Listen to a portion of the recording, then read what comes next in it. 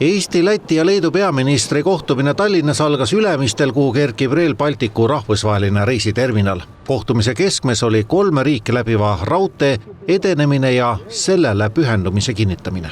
Rail Baltic ei ole lihtsalt raudtee, see on meie lüli Euroopaga, mis ankurdab meid majandus- ja julgeolekuruumi. Leppisime kokku, et hoiame kurssi trassi valmimisel aastaks 2030. Pelgalt poliitilisest toetusest aga ei piisa. Raha on vaja. Kõige keerulisem on olukord Lätis, kus peaminister tunnistas, et varasemates plaanides on tehtud vigu. Nüüd algseid uhkeid plaane kärbitakse ning rahvusvaheline konsultatsioonifirma hindab üle, kuidas projekti paremini ellu viia.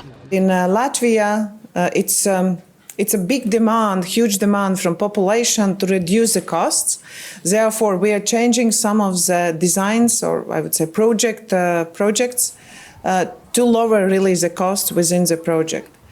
But we have concluded contracts for all the designs. We have all the projects in place. Therefore, if we are adjusting something, it's just because we really need to reduce the costs. Leedu rõhutas omalt poolt, et kogu trass peab valmima õigeks ajaks ja koostöö peab olema tihe. We understand importance and Lithuania understand importance to connect Estonia to the Europe. So it means that all kilometers should be finished on time and we have to work in a very strong cooperation in that. Tööandjate keskliidu avaliku pöördumise järgi on Rail Balticu ehitust mõjutanud sisendhindade järsk tõus. USA ja Iraani konflikti tõttu on mitmete materjalide hinnad kasvanud 25–100% ning tekkinud on tarneraskused. See tähendab, et varem sõlmitud riigihanked ei kata enam tegelikke kulusid. Keskliidu juhi Hando Sutteri sõnul ei ole töid kokkulepitud hinnaga võimalik lõpule viia ning ehituse jätkumine samadel tingimustel võib viia allhankijad pankrotti. Loomulikult on lisaraha vaja, et see on selge. Varasema lisaraha me oleme ju leidnud eelarvest juurde.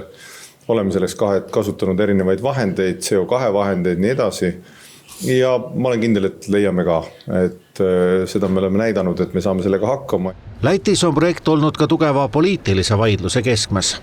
The project, how to say, has been very much discussed in Latvian as we have an opposition special investigation commission in our parliament.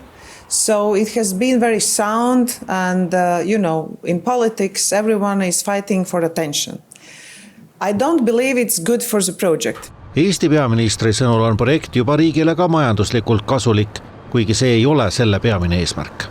See on ikkagi eelarve mõttes ja rahalises mõttes iga väliseuro, mis meil selle projekti jaoks tuleb, loob siin täiendavaid töökohti ja tööjõumakse, nii et ta tegelikult on plusspoolel, netokasulik. Aga me ehita selle pärast, et ehitada raudteed, et saada sellest raha oma eelarvesse töömakse, ehkki me saame, vaid ikka selle pärast, et seda ühendust luua. Lisaks Rail Balticule arutasid 3 riigi peaministrid ka idapiiri kindlustamist, Ukraina toetamist Euroopa Liidu tasandil ning sõjalise koostöö tugevdamist.